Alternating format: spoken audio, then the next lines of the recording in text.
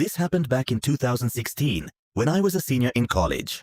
I was in a frat, TKA, and one of the traditions that came with being in Greek life, at least at our school, was that you spent spring break with your brothers and whatever sorority or sororities you were affiliated with. The groups were typically huge, usually 30 or 40 people, and everyone packed into the same rental or resort for the whole week. I won't say it was the most wholesome experience you could have in your early 20s, but I also won't pretend I didn't have a ridiculous amount of fun doing it. That particular year, the plan was Acapulco. I don't remember whose idea it was originally, but within a few weeks, we had something like 40 people booked at this resort on the Pacific coast. The main character in the story isn't actually me. It's my buddy Sahil. I'm going to try putting this as nicely as possible. He was the kind of person who, no matter what situation you put him in, was going to find a way to make it louder and more complicated than it needed to be. I say that with total affection because Sahil was genuinely one of the best people I knew in college. He just had absolutely zero self-preservation instincts and no impulse control, which was especially problematic because he was incredibly impulsive. We were maybe 3 or 4 days into the trip when a group of us decided to go to the local clubs. It was a great time right up until Sahil, true to form, started scanning the room looking for someone who could get him something stronger than whatever was in his glass. I'm not going to bother spelling things out, but it shouldn't be too hard to connect the dots here. It was a terrible idea. We were in a foreign country, in a city with a reputation that wasn't exactly clean. Plus, nobody in our group spoke any Spanish. I told him to drop it. A couple of the other guys said the same thing, and Sahil said he would, but I knew he wouldn't.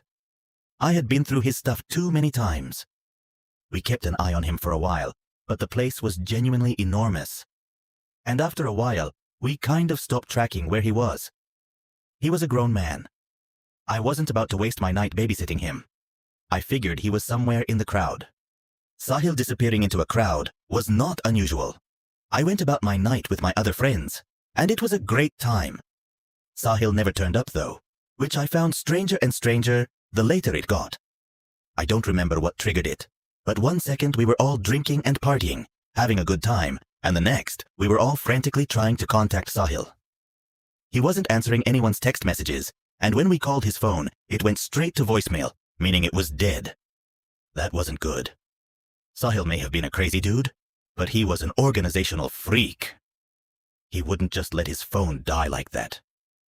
After a little while longer, we made the call to leave. Odds were he was back at the resort, and we'd find him passed out in his bed. The sidewalk outside was a mess of people trying to get cabs all at once, so a few of us walked about a block and a half before pulling out phones to call a driver. It was probably around 1 o'clock in the morning, so we're just standing there waiting on a driver. When who do we see but Sahil stumbling towards us out of the darkness? We ran up to him, and it was immediately obvious that something seriously bad happened. He was a complete wreck. His shirt was torn almost fully off, and his face was completely swollen, not to mention the fact that he was limping. We got him into the car and back to the resort. A couple guys kept asking him what happened, and he kept saying he'd explain later. It wasn't until we were back in one of the rooms that he finally started talking. Here's what he told us. He found a guy near the bar, this short Mexican guy who didn't speak much English. He had a friend with him who was supposedly doing the translating. Sahil made it clear what he was looking for, and the guy understood.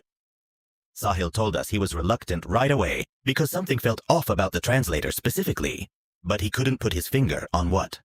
Then the short guy pulled out a small sample and offered it to him right there. And Sahil tried it. He said it was good, and that's kind of where his judgment evaporated. After that, the short guy said he couldn't do business inside the club and told Sahil to come outside with him. Sahil knew he shouldn't have gone, but he went anyway.